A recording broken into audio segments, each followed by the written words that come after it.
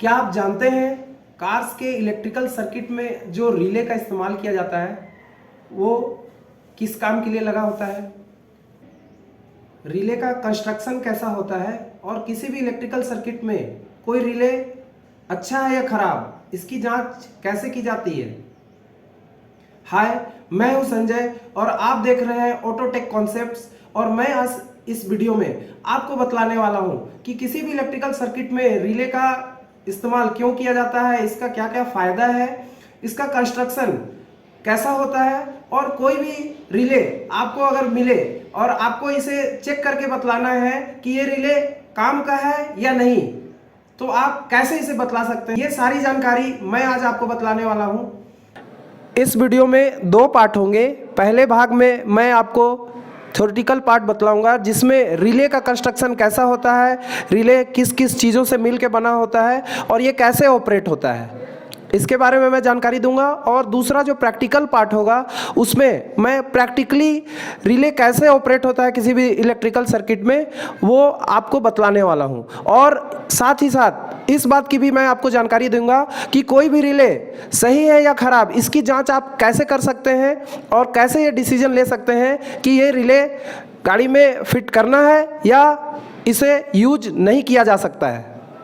Normally गाड़ियों में 4 point relay use होता है जो बहुत सारे इलेक्ट्रिकल कंपोनेंट को ऑपरेट करने के लिए इस्तेमाल किया जाता है। किसी भी इलेक्ट्रिकल सर्किट में रिले का इस्तेमाल क्यों किया जाता है ये जानने से पहले हमें रिले की संरचना को समझना बेहद ही ज़रूरी है। तो जैसा आप स्क्रीन पे देख पा रहे हैं, जो 4 पॉइंट का रिले होता है वो 2 सर्किट से मिलकर बना होता है।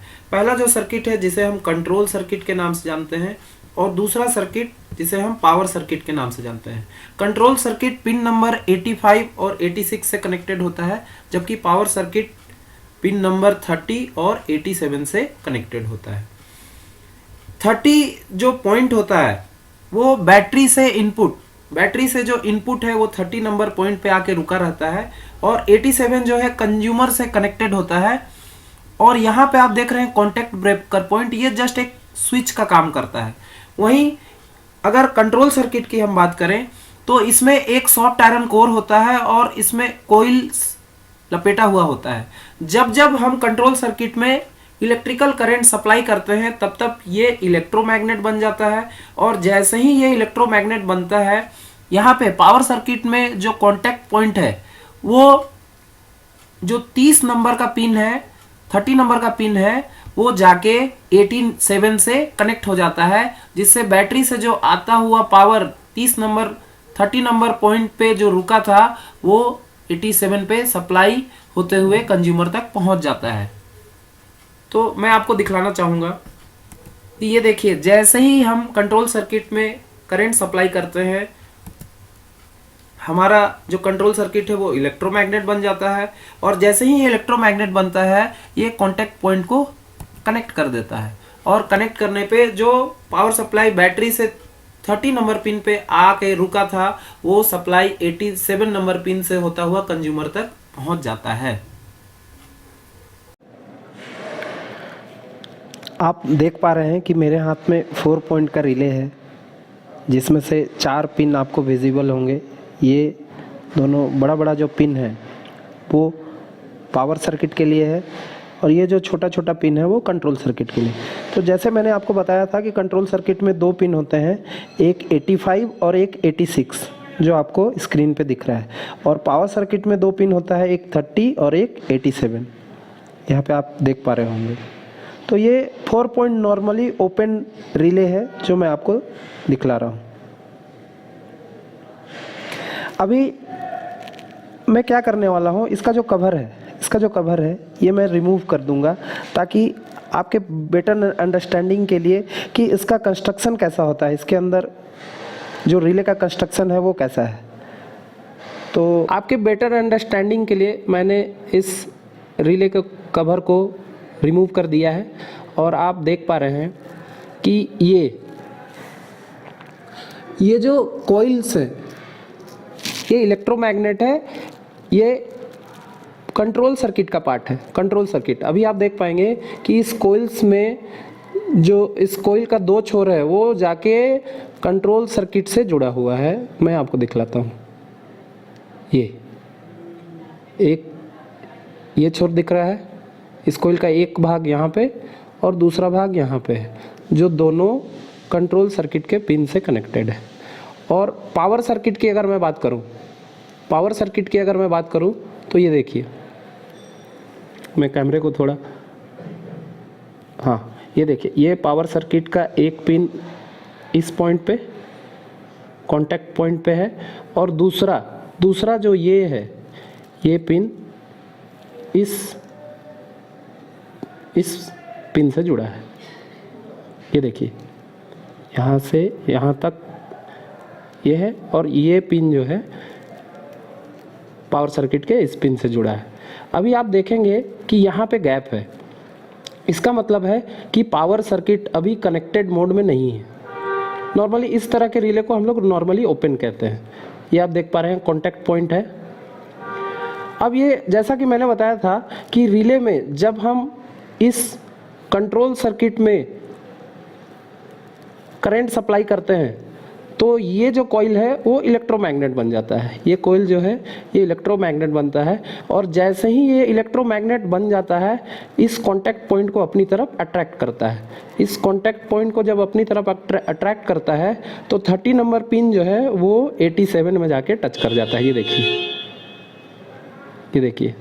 तो अभी मैं प्रैक्टिकली आपको इस दोनों पिन पे, कंट्रोल सर्किट पे बैटरी से पावर सप्लाई करके दिखलाऊंगा कि ये कॉन्टैक्ट पॉइंट खुद से, जब ये इलेक्ट्रोमैग्नेट बनता है तो खुद से ये कैसे कनेक्ट होता है, और जैसे ही ये कनेक्ट होता है पावर सर्किट में करंट का सप्लाई स्टार्ट हो जाता है।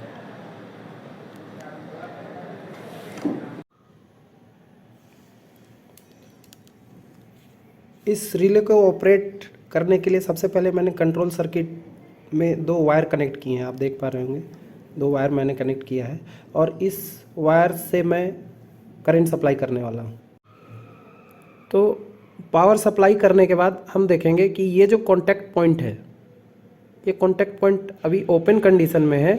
जैसे ही हम पावर सप्लाई करेंगे तो ये जो कॉन्टैक्ट पॉइंट है वो आपस में कनेक्ट हो जाएगा। पिन नंबर 30 और पिन नंबर 87 आपस में कनेक्ट हो जाएगा खुद से। देखते हैं। अब मैं इसमें पावर सप्लाई करने वाला हूँ।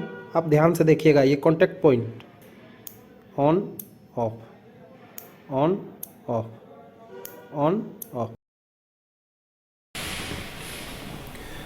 अब मैं आपको बतलाने वाला हूँ कि रिले के कंट्रोल सर्किट की जांच कैसे करनी चाहिए। तो यहाँ पे आप देख पा रहे हैं, ये रिले का कंट्रोल सर्किट है। ये कंट्रोल सर्किट एक इलेक्ट्रोमैग्नेट से मिलके बना है, और ये रिले जो है वो इलेक्ट्रोमैग्नेटिज्म के प्रिंसिपल पे काम करता है। तो ये जो कंट्रोल सर्किट है, इसकी जांच के लिए हमें क्या करना होगा, मल्टीमीटर का इस्तेमाल करना होगा। उसमें हम इस कोइल का रेजिस्टेंस चेक करेंगे। अगर इस कोइल का रेजिस्टेंस लगभग 85 से 95 ओम के आसपास आता है, इसका मतलब हम मान सकते हैं कि इस रिले का जो कंट्रोल सर्किट है वो ओके कंडीशन में है। तो आइए मैं प्रैक्टिकली आपको ये चेक करके दिखलाता हूँ। इसके लिए हमें एक मल्टीमीटर की आवश्यकता पड़ेगी, और मल्टीमीटर की मदद से हम इस रिले का कंट्रोल सर्किट का जांच करेंगे।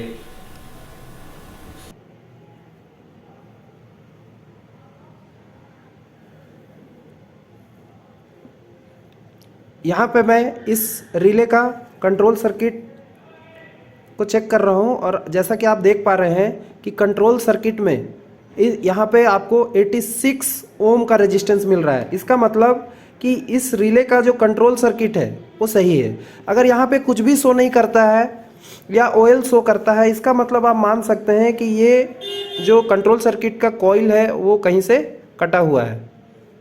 अब मैं आपको बतलाने वाला हूँ कि रिले के पावर सर्किट की जांच कैसे की जाती है। तो जैसा आप जान गए हैं कि ये रिले का पावर सर्किट है जो पिन नंबर 30 और 87 से मिलकर बना है। तो सबसे पहले मल्टीमीटर की मदद से हमें पिन नंबर 30 और 87 में कंटिन्यूटी की जांच करनी है। जब हम मल्टीमीटर से पिन नंबर 30 और 87 की जांच करेंगे तो इसमें हमें कोई भी कंटिन्यूटी नहीं मिलनी चाहिए। क्यों? क्योंकि अभी हम लोगों ने कंट्रोल सर्किट में कोई भी पावर सप्लाई नहीं किया हुआ है। तो पहला स्टेप हो गया कि आपको पहले कंटिन्यूटी नहीं मिलनी चाहिए पिन नंबर 30 और 87 में। देन दूसरा स्टेप, जब इस कंट्रोल सर्किट में हम करंट का फ्लो कराएंगे तो ये इलेक्ट्रोमैग्नेट बन जाएगा और इलेक्ट्रोमैग्नेट बनने की वजह से ये कॉन्टैक्ट पॉइंट को 87 में, ये जो कॉन्टैक्ट पॉइंट देख रहे हैं ये 87 में जाके टच कर जाए और उस समय हमें मल्टीमीटर से पिन नंबर 30 और पिन नंबर 87 की कंटिन्यूटी की जांच करनी है। इस दौरान हमें कंटिन्यूटी मिलना चाहिए। अगर इस समय हमें कंटिन्यूटी मिल रहा है इसका मतलब पावर सर्किट भी हमारा प्रॉपर काम कर रहा है। तो आइए मैं आपको प्रैक्टिकली इस टेस्ट को करके दिखलाता हूं।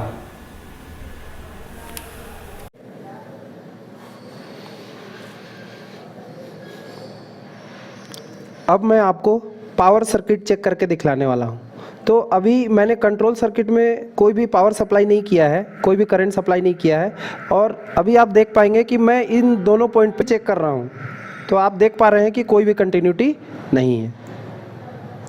अब मैं कंट्रोल सर्किट में पावर देने वाला हूं और आप देखेंगे क्या चेंजेज आता है। ये देखिए, ये देखिए, ये कनेक्ट कंडीशन है। डिस्कनेक्ट करेंगे तो इसमें पावर सप्लाई बंद और कनेक्ट करेंगे तो ये देखिए पावर सप्लाई चालू हो गया। इससे हमें समझ में आ रहा है कि ये जो रिले है हमारा ये प्रॉपर फंक्शन कर रहा है। ये देखेंगे अभी कनेक्ट कंडीशन है, डिस्कनेक्ट, ये देखिए डिस्कनेक्ट करने पे कोई भी कंटिन्यूटी नहीं आ रहा है पावर सर्किट में और कनेक्ट करने पे ये देखिए कनेक्ट करने पे कंटिन्यूटी आ रहा है। इसका मतलब पावर सर्किट मेरा बिल्कुल ओके। मैं एक एग्जांपल की मदद से आपको रिले का फंक्शन समझाना चाहता हूं। आप यहां पे देख रहे हैं, ये मान लीजिए कि हेडलैम्प का हाई बीम बल्ब है और ये हेडलैम्प का स्विच है। जैसा कि आप जानते हैं हेडलैम्प स्विच स्टीयरिंग के पास में होता है और हेडलैम्प का हाई बीम जो है वो गाड़ी के बिल्कुल सामने वाले पार्ट पे होता है। तो आप देखेंगे कि यहाँ पे ये हेडलैम्प का रिले लगा है।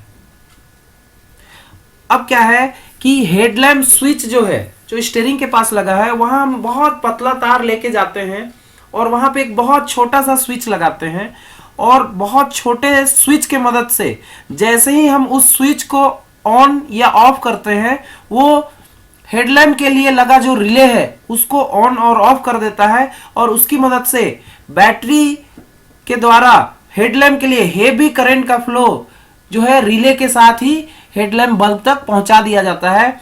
इसके लिए हमें हेवी करंट को डैशबोर्ड से होते हुए हेडलैम्प के स्विच तक नहीं लाना पड़ता है, जिससे डैशबोर्ड के अंदर मोटा तार का इस्तेमाल नहीं करना पड़ता है और साथ ही हेडलैम्प का स्विच जो है वो हेवी स्विच का इस्तेमाल नहीं करना पड़ता है। रिले के लाभ की अगर हम बात करें तो यह मोटे तार की लंबाई को कम करने में मदद करता है। यह किसी भी कंज्यूमर में होने वाले वोल्टेज ड्रॉप को भी कम कर देता है और पैसेंजर कंपार्टमेंट के अंदर छोटे स्विच के लिए स्मॉल करंट का सप्लाई करने में मदद करता है जिससे सुरक्षा बढ़ सके और बहुत ही छोटे स्विच के मदद से ये हेवी करंट को कंट्रोल कर पाता है। उम्मीद करता हूं कि आपको ये जानकारी अच्छी लगी होगी। कमेंट करके बताएं। अगर आप मेरे चैनल पर नए हैं तो प्लीज मेरे चैनल को सब्सक्राइब करें और बेल आइकन को भी प्रेस करें ताकि जो भी मैं वीडियो अपलोड करूं उसका नोटिफिकेशन आपको मिलता रहे। Thank you.